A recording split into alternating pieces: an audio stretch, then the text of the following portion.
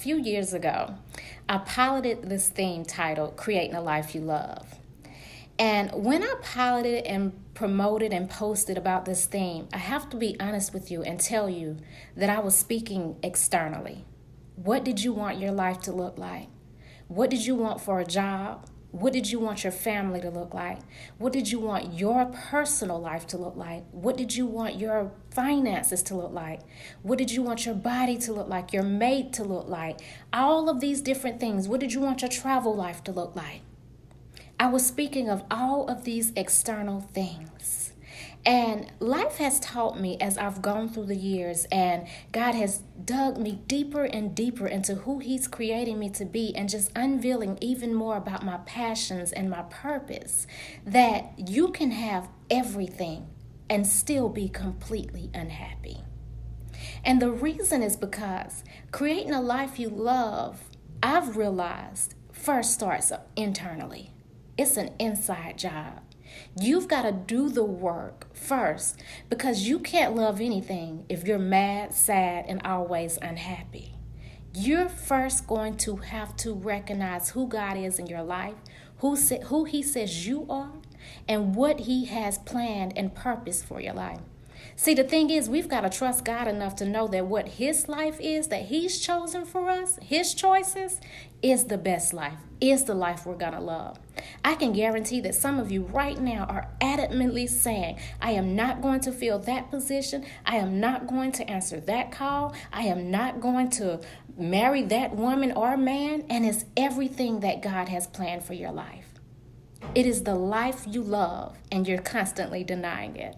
And so that's why when creating a life you love, it first has to be an inside job. And I want to help you with doing the internal work so that you can see and appreciate this life. Things that you need to evaluate currently in your life. First thing is you must evaluate your circle. And I am not just talking about people. I am talking about, what are you listening to? What are you watching? And then, yes, who's around you? How are they impacting you? How are they encouraging you? How are they correcting you? What are they? Are they yes people, or do they tell you the truth? Who's around you? What are you putting in your mind? What are you filling your day-to-day life with? Evaluate what's around you and pay attention. Pay attention to how your body responds to these things. Music, TV, and people. How is your body responding? Because it's telling you something. If you're tense, if you have anxiety all the time around certain people, certain music, certain shows, your body is saying something to you. The second thing is your baggage. You are going to have to reevaluate what you're carrying around. What's triggering you?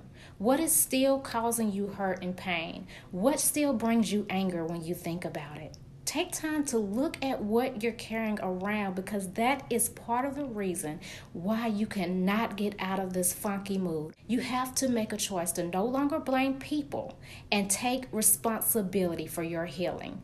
Take responsibility. Get counseling, get therapy, talk to a pastor, talk to a trusted friend in a safe place. But you are going to have to reevaluate exactly what you're carrying around. Is that helping you or burdening you? Third thing is your mind. You are going to have to get honest with yourself. I can be honest enough to tell you that I think a lot. I have had to fight a lot of battles in my mind. My mind will tell me something that is completely untrue about people, about situations, about anything.